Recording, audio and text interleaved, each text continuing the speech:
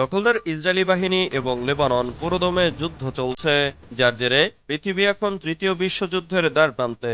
এর মধ্যেই একের পর এক বড় ধরনের হামলার হুমকি দিয়ে চলেছে দখলদার ইসরায়েল। এখনো কি চুপ করে থাকবে মুসলিম বিশ্ব, নাকি ঝাঁপিয়ে পড়বে তৃতীয় বিশ্বযুদ্ধের দিকে? দর্শক, আমাদের হাতে এসেছে ভয়ঙ্কর সব আপডেট, আন্তর্জাতিক সংবাদ। প্রথমেই জানিয়ে দিব সংবাদ শিরোনাম। সেনাঘাঁটিতে হিজবুল্লাহর হামলা, ভয়ে দেশ ছেড়ে পালাচ্ছেন ইসরায়েলিরা। এরপর জানিয়ে দিব ইসরায়েলি সেনাদের ওপর দফায় দফায় লেবাননের হামলা। এদিকে বাইডেনকে নেতানিয়াহুর আশ্বাস, ইরানি তেল ও পরমাণু স্থাপনায় হামলা নয়। এরপর জানিয়ে দিব কানাডা ভারত টানাপোড়েন চরমে, একে অন্যের কূটনীতিককে দেশ ছাড়ার নির্দেশ। আরও জানিয়ে দিব আরেকটি ক্ষেপণাস্ত্র উৎক্ষেপণ কেন্দ্র নির্মাণ করেছে ভারত। সর্বশেষ জানিয়ে দিব দক্ষিণ লেবাননের 25টি শহর খালি করার নির্দেশ ইসরায়েলের। এতক্ষণ শুনছিলেন সংবাদ শিরোনাম, এবারে বিস্তারিত। তবে অনুরোধ থাকবে ভিডিওটিতে একটি লাইক করবেন এবং কমেন্ট করে জানিয়ে দিবেন কোন জেলা থেকে আপনি আমাদের এই ভিডিওটি দেখছেন। সেনাঘাঁটিতে হিজবুল্লাহর হামলা, ভয়ে দেশ ছেড়ে পালাচ্ছেন ইসরায়েলিরা। ইসরায়েলের 5টি পদাতিক বাহিনীর একটি গোলানি ব্রিগেড, দেশের ঠিক মধ্যাঞ্চলে এই অভিজাত গোলানি ব্রিগেডের ঘাঁটিতে লেবাননের হিজবুল্লাহর প্রাণঘাতী ড্রোন হামলা বিস্মিত করেছে দেশটির সরকার ও জনগণকে। রোববার ওই হামলায় 4 সেনা নিহত হন, আহত হন 67 জন। খবর বিবিসির। এক বিবৃতিতে হিজবুল্লাহ গোষ্ঠী বলেছে, ইসরায়েলের হাইফার দক্ষিণে বেনিয়ামিনা এলাকায় গোলানি ব্রিগেডের ক্যাম্পে ড্রোন হামলা চালিয়েছে তারা। ফিলিস্তিনের গাজায় ইসরায়েলি বাহিনীর নির্বিচার হামলার জবাবে এ হামলা চালানো হয়েছে। ইসরায়েলের সেনাবাহিনী বলেছে, হামলায় 4 জন সেনা নিহত হয়েছেন।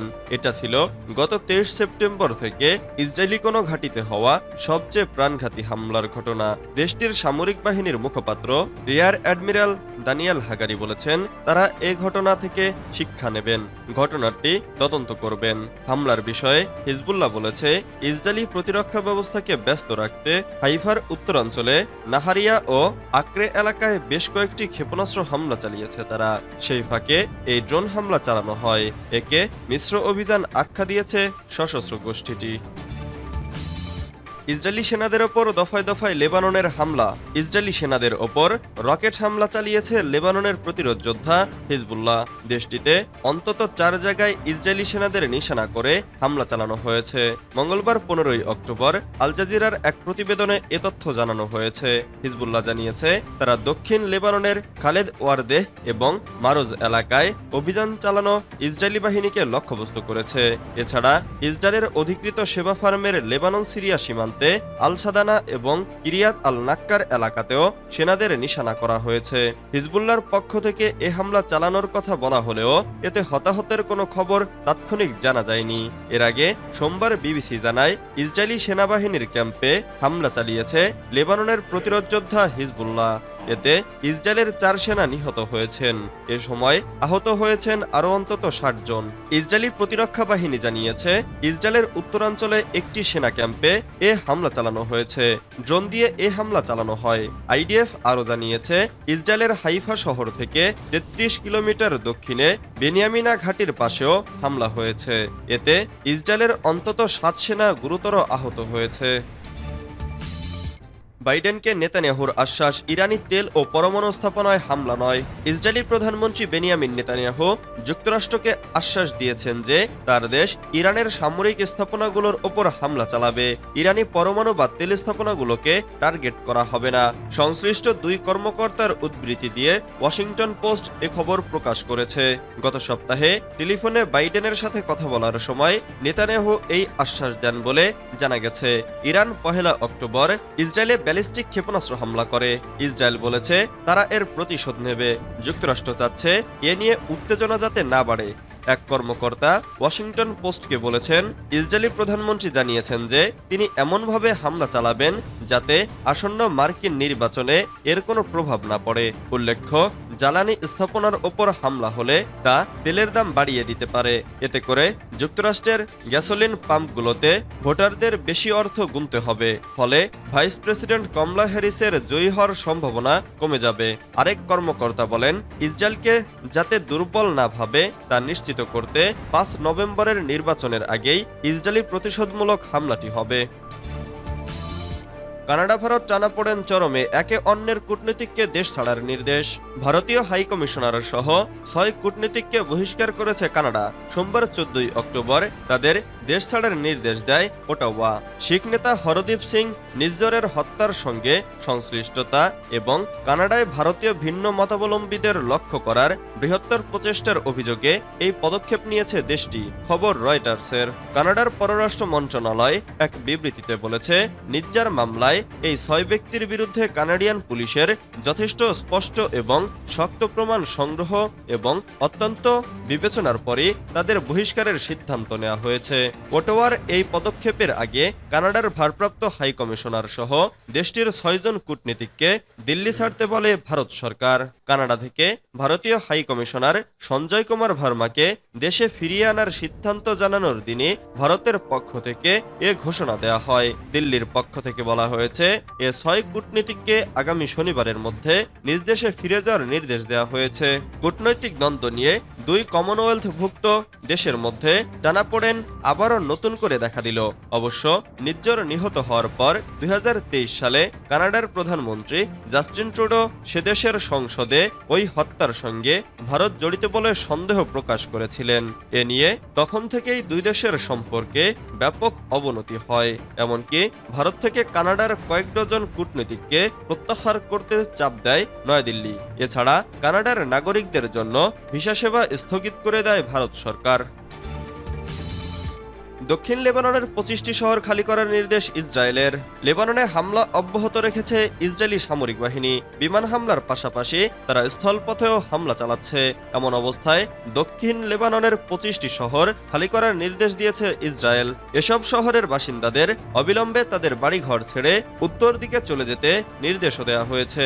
মঙ্গলবার 15 অক্টোবর এক প্রতিবেদনে এই তথ্য জানিয়েছে বার্তা সংস্থা আনাদুলু এজেন্সি। প্রতিবেদনে বলা হয়েছে, ইসরায়েলি সেনাবাহিনী লেবাননে ব্যাপক বিমান হামলার মধ্যে সোমবার দেশটির দক্ষিণাঞ্চলের 25টি শহরের বাসিন্দাদের জন্য তাৎক্ষণিকভাবে তাদের বাড়িঘর ছেড়ে অন্যত্র সরে যাওয়ার আদেশ জারি করে। ইসরায়েলি সামরিক মুখপাত্র আভিচাই আদ্রাই লেবাননের এই শহরগুলোর বাসিন্দাদের তাদের বাড়িঘর ছেড়ে আওয়ালি নদীর উত্তরে চলে যেতে বলেছেন। আদ্রাই আরও বলেছেন, ইসরায়েলি সেনাবাহিনী এই শহরের বাসিন্দাদের উপযুক্ত পরিস্থিতিতে ফিরে আসার অনুমতি দেবে। এর আগেই ইসরায়েলি সেনাবাহিনী দক্ষিণ লেবাননের কয়েক ডজন শহর থেকে মানুষজনকে সরে যাওয়ার আদেশ জারি করেছিল। পরে তেল আবিব সেসব এলাকায় বিমান ও স্থল হামলা চালায়। মূলত ইসরায়েল গত 23 সেপ্টেম্বর থেকে হিজবুল্লাহর লক্ষ্যবস্তুতে হামলার নামে লেবানন জুড়ে বিশাল বিমান হামলা শুরু করেছে। এ হামলায় এখন পর্যন্ত কমপক্ষে 1488 জন নিহত হয়েছেন এবং আরও 4297 জনেরও বেশি মানুষ আহত হয়েছেন। ইসরায়েলের বর্বর এই আক্রমণের কারণে 10 লাখের বেশি মানুষ বাস্তুচ্যুত হয়েছেন। আরেকটি ক্ষেপণাস্ত্র উৎক্ষেপণ কেন্দ্র নির্মাণ করেছে ভারত আরেকটি ক্ষেপণাস্ত্র উৎক্ষেপণ কেন্দ্র নির্মাণ করেছে। গত সপ্তাহে দেশটির প্রধানমন্ত্রী নরেন্দ্র মোদীর সভাপতিত্বে মন্ত্রিসভার এক বৈঠকে কেন্দ্রটি স্থাপনের অনুমতি দেওয়া হয়েছে। বর্তমানে ভারতের একমাত্র ক্ষেপণাস্ত্র উৎক্ষেপণ কেন্দ্রটি ওড়িশা রাজ্যের ডক্টর আব্দুল কালাম দ্বীপে অবস্থিত। একসময় দ্বীপটির নাম ছিল হুইলার দ্বীপ। অগ্নি, পৃথ্বী, ব্রহ্মা অস্ত্র ও নির্ভয়া সহ ভারতের যাবতীয় ল্যান্ডমার্ক ক্ষেপণাস্ত্রের পরীক্ষামূলক উৎক্ষেপণ হয়েছে এ কেন্দ্রটি থেকে। প্রস্তাবিত এ নতুন উৎক্ষেপণ কেন্দ্রটি নির্মাণ করা হবে দক্ষিণাঞ্চলীয় রাজ্য অন্ধ্রের কৃষ্ণা জেলার নাগায়ালস্কা গ্রামে। কেন্দ্রটি প্রস্তুত করা হলে surface two air missile, anti tank missile সহ ভারতের তৈরি সব ধরনের স্বল্প, মাঝারি ও দূরপাল্লার ক্ষেপণাস্ত্রের পরীক্ষামূলক উৎক্ষেপণ করা সম্ভব হবে সেখানে।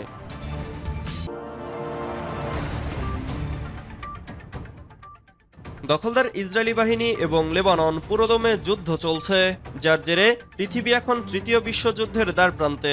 আমাদের হাতে এসেছে ভয়ঙ্কর সব আপডেট, আন্তর্জাতিক সংবাদ। প্রথমেই জানিয়ে দিব সংবাদ শিরোনাম। ইসরায়েলে আরও হামলার হুমকি হিজবুল্লাহর। এরপর জানিয়ে দিব সেনা সদস্যদের সঙ্গে নেতানিয়াহুর মন্ত্রিসভার দ্বন্দ্ব চরমে। এদিকে ইসরায়েল কি ইরানের সঙ্গে সর্বাত্মক যুদ্ধের ঝুঁকি নিতে প্রস্তুত?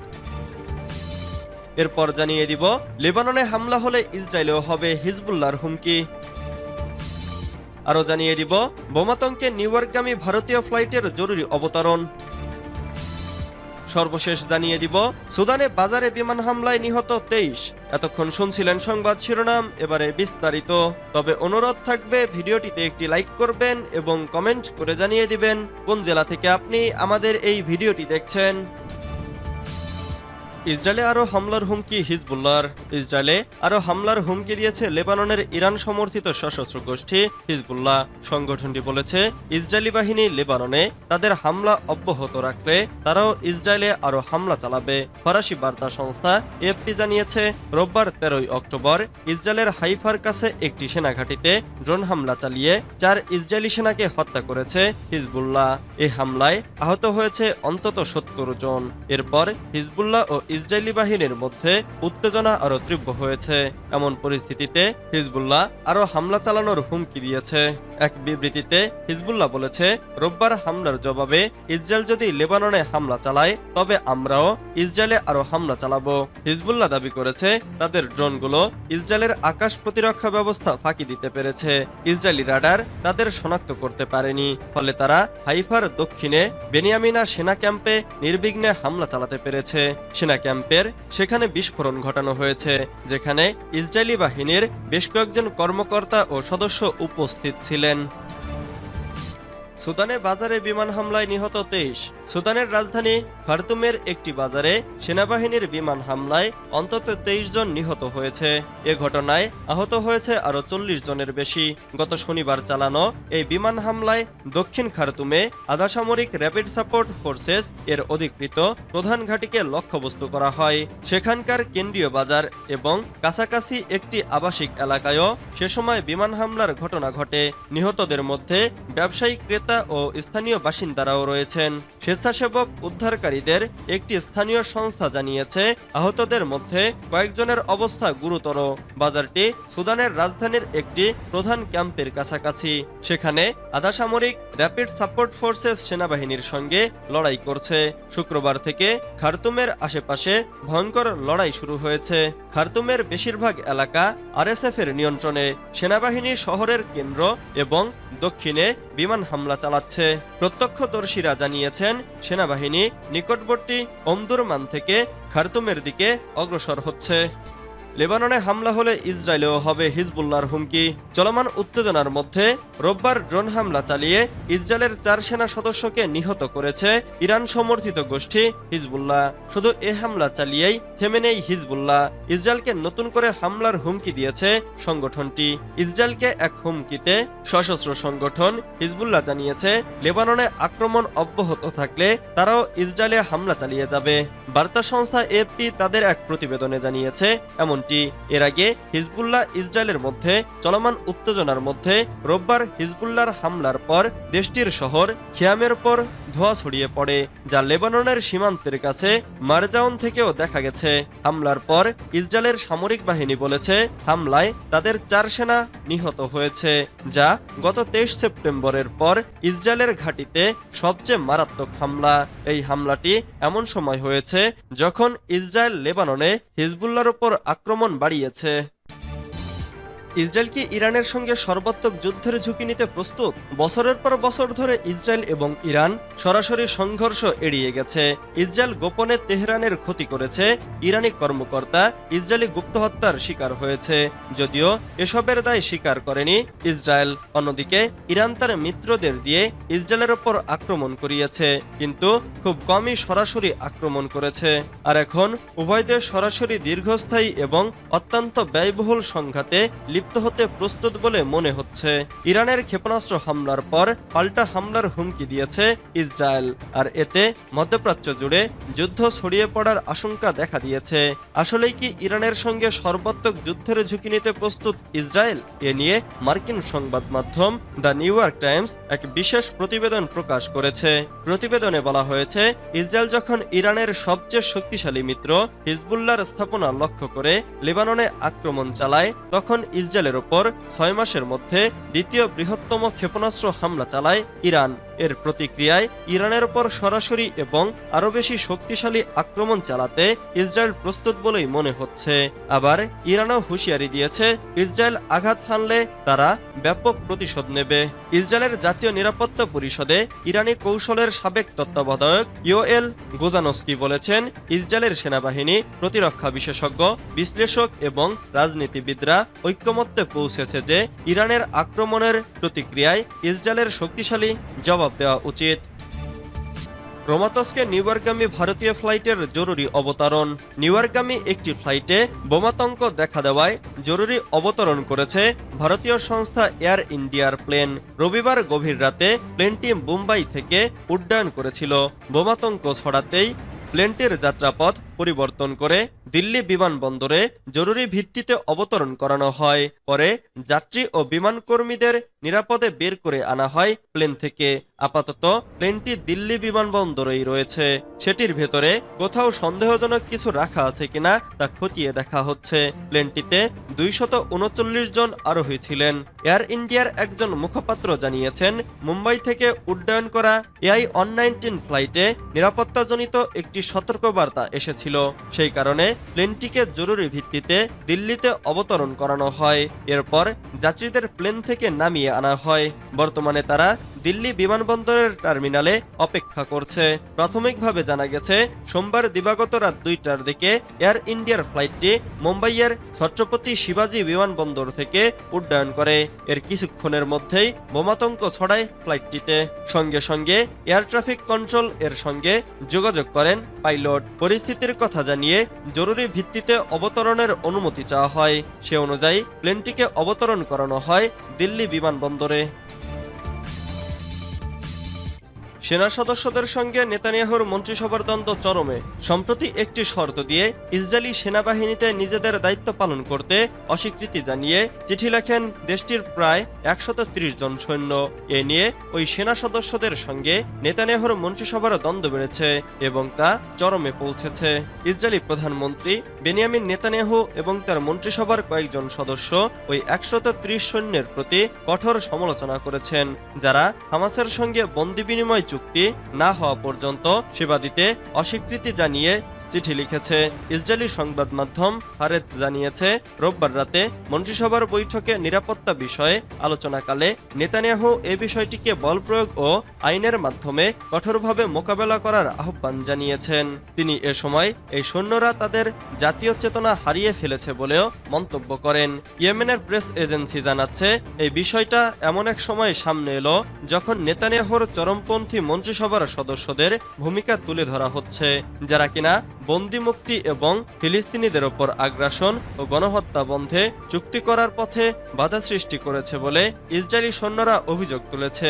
এ বিষয়ে ইসরায়েলি পরিবহন মন্ত্রী মিরি রেঘেভ মন্ত্রিসভার বৈঠকে বলেন, যদি একটি বিদ্রোহ হয় তবে এই সৈন্যদের কারাগারে পাঠানো উচিত। অন্যদিকে ইসরায়েলি যুদ্ধমন্ত্রী ইয়োব গ্যালান্ট দাবি করেন, সংবাদ মাধ্যমে উপস্থাপিত সেনা সদস্যদের সংখ্যাগুলো বাস্তবসম্মত নয় এবং ইসরায়েলি সেনাবাহিনী যে কোনো অবাধ্যতার ইঙ্গিতে কঠোর পদক্ষেপ নেয়।